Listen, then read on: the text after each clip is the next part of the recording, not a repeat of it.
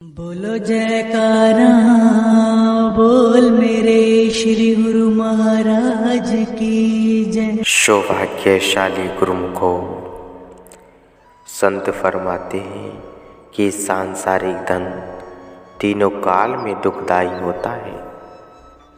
सर्वप्रथम तो धन उपार्जन करने में दुख सहन पड़ता है, दुख सहना पड़ता है, फिर उसकी रक्षा करने की कठिनाई, और जब खर्च होकर नष्ट होता है तब भी अपार दुख का कारण बनता है। कात्यायनी की वे यह दशा हुई। अंत ऋषि पराशर जी से ज्ञान प्राप्त कर उसने सच्चा सुख प्राप्त किया। जिन भाग्यशाली गुरुमुखों को पूर्ण महापुरुषों की रहबरी मिल जाती है, वे जगत को झूठ समझकर उसे दिल में स्थान नहीं देते। अपने सद्गुरु के वचनों पर चलकर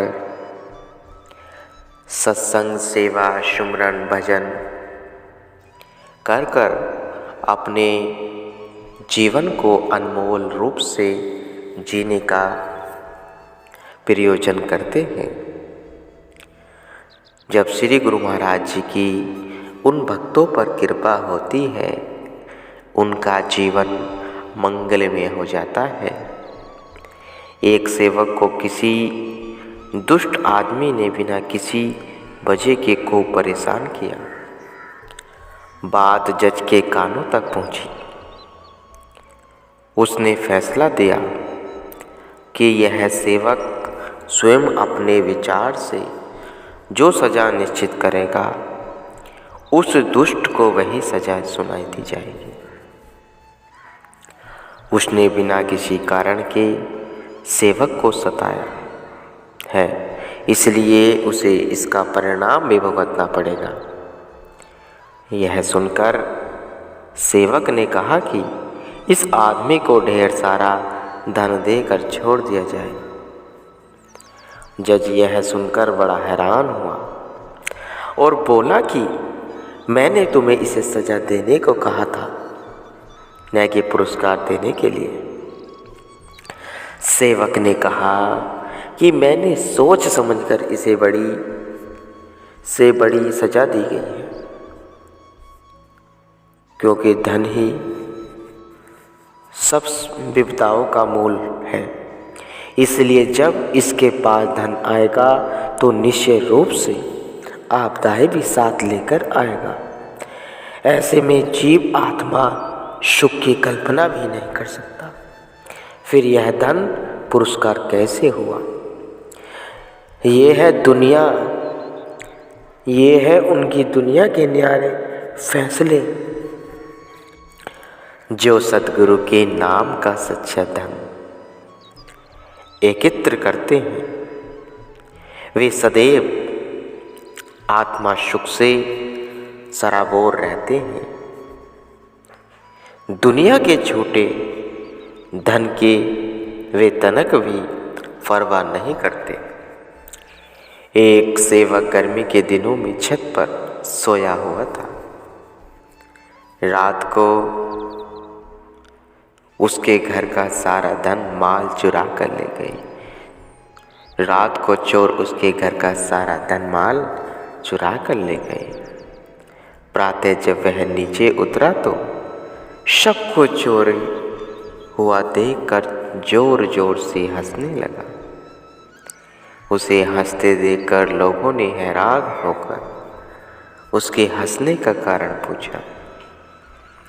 कहने लगा, सब कुछ चोरी हो जाने पर भी मैं लाभ में हूँ, क्योंकि जब मैं इस दुनिया में आया था तब मैं निवस्त्र था, लेकिन अब मैंने शरीर पर ये वस्त्र धारण कर रखे हैं, इसलिए अब भी मैं लाभ में हूँ। ऐसी सांत्वना भरा उत्तर पाकर वे सब उस सेवक के चरणों में नतमस्तक हो गए और कहने लगे कि आप धन्य हैं, आपने सच्ची संपदा एकत्र कर रखी है। भगवान की रजा में राजी रहना सीख लिया है। मालिक की प्रेरणा से उन सब ने उसे पुराने सामान के बदले नया सामान वह कपड़े इत्यादि खरीद कर दिए। कुछ दिनों के पश्चात वह चोर भी पकड़े गए, उनसे भी सारा सामान वापस ले लिया गया। इस प्रकार प्रभु के प्यारे यहाँ भी सकुशल रहते हैं और आत्मा सुख से मालोमाल होकर अपना परलोक भी सुहेला कर जाते हैं। जिस मालिक ने संसार की रचना रचाई है, यह उसी की प्रभुताई है कि वह जीवों के सब कार्य भी स्वयं संवार रहा है। जिसने अपना आपा उसको सौंप दिया है, फिर उसके देख रेख का पूरा भार वह स्वयं वहन करता है। जिसके सिर पर भारी बोझ होगा, वह चलते फिरते उठते बैठते हाँफता ही रहेगा। जो बोझ रहित है, वह बड़ी सुगमता से सब भाग दौड़ कर सकता है। बोझ भी दो प्रकार का होता है, एक सामान का जो सिर पर होता है और दूसरा चिंताओं का जो दिल पर होता है। जो जीव करता धरता मालिक को जान उन्हें अपना लक्ष्य समझता है, उसके सब बोझ मालिक स्वयं उठाकर उसे निश्चिंत कर देते हैं। प्रत्येक मनुष्य अपने कर्मों का स्वयं ही उत्तरदायी है। किए हुए कर्म के परिणाम से किसी भी रूप में कदापि कोई भी व्यक्ति बच नहीं सकता। कर्मफल से जो ऋषि मुनि तक न बच सके, तो फिर एक साधारण मनुष्य की तो बात ही क्या है। इसलिए संत महापुरुष जीवों को वर्तमान में श्रेष्ठ कर्म करने की प्रेरणा देते हैं तथा यह भी शिक्षा प्रदान करते हैं कि दूसरों के लिए सदैव शुभ भावनाएं रखनी चाहिए। जैसे कि ऊपर भी बताया गया कि तुम दूसरों के लिए फूल बोओगे तो तुम्हें फूल ही प्राप्त मिलेगा। अतएव सबके प्रति श्रेष्ठ भावना होनी चाहिए, क्योंकि आत्मा तो एक ही है जो सबके हृदयों में विद्वान है।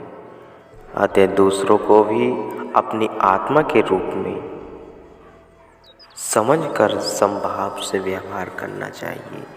ऐसे सच्चे दिलों में ही श्री गुरु महाराज जी विराजमान है। दुनिया को स्थायी रूप मानकर जो अज्ञानी जीव इस धोखे में पड़ा है, उसकी अज्ञानता का वर्णन नहीं किया जा सकता। इस धोखे में आकर यह प्राणी कितना परेशान है, उसकी दुखी अवस्था का सजीव चित्र उतारते हुए सूरदास जी कथन करते हैं कि हे दीनबंधु, मैंने अपनी जिंदगी में अपने सभी रिश्तेदार और प्रिय लगने वाले मित्रों से सहायता पाने की बहुत आशाएं रखी कि ये मेरे काम आएगी, लेकिन अंत में उनसे धोखा ही खाया। हे नाथ, अब आपकी बारी है। आपका नाम पतित उद्धारण है, इसलिए अब आप अपने नाम की लाज रखो और मुझे अपना एक विरध जानकर मेरी बिगड़ी हुई हालत को अपनी कृपा का हाथ देकर संभालो।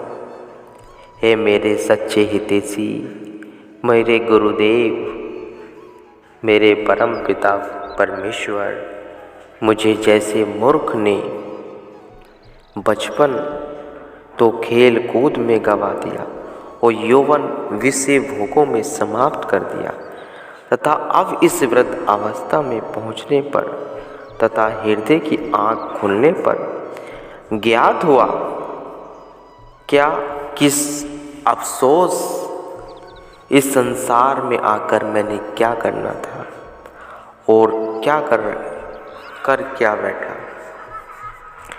अपने पिछले किए हुए कर्मों के परिणाम में मिलने वाले भविष्य के कष्टों का स्मरण करके मेरी कंपी छूट जाती है।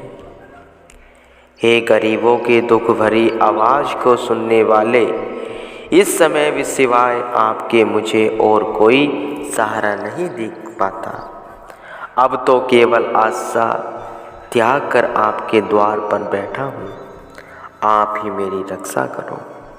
हे मेरे परम पिता, जिस संतान के लिए मैंने कई इष्टों को मनाया, जिसका जन्म लेने पर मैंने कई प्रकार की खुशियाँ मनाई और जिनकी शिक्षा वह पालन पोषण के लिए अनुचित वह उचित ढंग से धन अर्जित वह खर्च किया, जिसकी शादी पर दिल खोलकर दौलत व्यय की, वही संतान जिनके लिए खून पसीना एक कर दिया, इसी आशा पर कि मेरी ये लायक संतानी वृद्ध अवस्था में मेरी सेवा करेगी, मुझे सुख पहुंचाएगी। लेकिन इस औलाद ने मुझे इस वृद्ध अवस्था में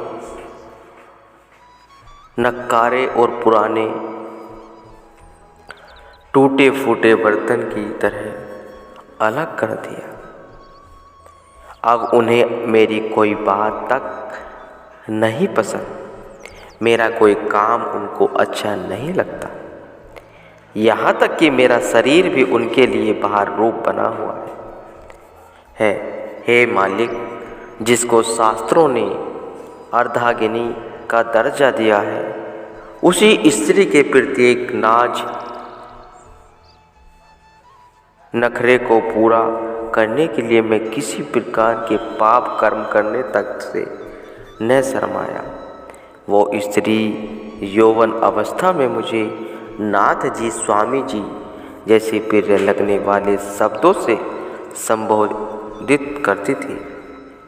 उसने भी अब मेरी सेवा करने से इनकार कर दिया। है दयालु सगे भाई, जिन्हें अपनी बुझाओं से तुलना दी जाती है, अब उनका भी बृहद प्रेम ने मालूम कहाँ लुप्त हो गया। वही भाई जो आए भ्राता जी कहकर पुकारते थे, वही अब दूर से ही देखकर मुंह फेर लेते हैं और शक्ल तक भी नहीं देखना चाहते। हे नाथ, अधिक क्या दुख वर्णन करूं। सभी रिश्तेदारों ने जो मुझे पीठ दिखाई तो वो तो दिखाई ही, लेकिन आश्चर्य इस बात की है कि अपने शरीर की जो त्वचा है, जिसे हर समय साबुन से मल कर साफ करता और तेल लगाकर मुलायम बनाए रखता था, रेशमी और कीमती वस्त्र पहना, साथ ही इत्र फुलेल लगाकर हर समय उसे सुगंध युक्त बनाए रखता था, अब वही देह शिथिल होकर मेरी जीवात्मा से विलग होना चाहती है। इसके साथ कानों ने सुनने और पाँवों ने चलने से जवाब दे दिया है। आँखों से हर समय पानी बहता रहता है, जिस कारण भली भांति देखा भी नहीं जाता। भंवरे के समान काले स्याही बाल अब बर्फ के भांति सफ़ेद हो गए हैं। वही कंठ जिसकी सुरीली आवाज़ को सुनकर लोग मस्त हो जाया करते थे, अब वही गला कफ से रूखा रहता है। हे देव, अपने रिश्तेदारों की तो स्वार्थपरता को देखकर अपने शरीर की इस विनस्वरता को देख मुझे दिन रात व्याकुलता सी बनी रहती है। किसी भी क्षण सुख का श्वास नहीं ले सकता। लेकिन हे नाथ, यह बात तो और भी आश्चर्य में डालने और दुख देने वाली है कि इस प्रकार अत्यधिक कष्टों के मिलने के अतिरिक्त हृदय से मोह और तृष्णा ने निकलने का न लिया। दुनिया की नाश्वरता को देखते हुए भी लोभ लालच दिल में निरंतर बढ़ोतरी पर है। रिश्तेदारों का स्वार्थ में व्यवहार और अपने प्रति उनकी घृणा का व्यवहार देखते हुए भी इनका मोह बढ़ता ही जा रहा है। हे दीनानाथ, मेरा तो अब कोई सहारा, अब कोई चारा नहीं चलता सिवाय तेरे। मुझे इस कष्ट से बचाने वाला कोई दूसरा नजर नहीं आता। अपने रिश्ते नाते व अभिन्न मित्र जिन पर मुझे अति विश्वास था कि वे दुख के समय मेरे काम आएंगे, समय आने पर सबने आंखें फेर ली। हे प्रभु, इन कष्टों से बचाने के लिए आपकी अपेक्षा अन्य किसी में शक्ति नहीं। इसलिए भक्त सूरदास जी कहते हैं, हे करुणा सागर, अब तो जो कुछ होगा आपकी ही कृपा वह दया दृष्टि से ही होगा। तो बार बार भक्तों संत फरमाते हैं, जो हमें यह शरीर मिला है केवल श्री गुरु महाराज जी की भक्ति के लिए मिला है। गुरुमुख हो भक्ति के लिए मिला है।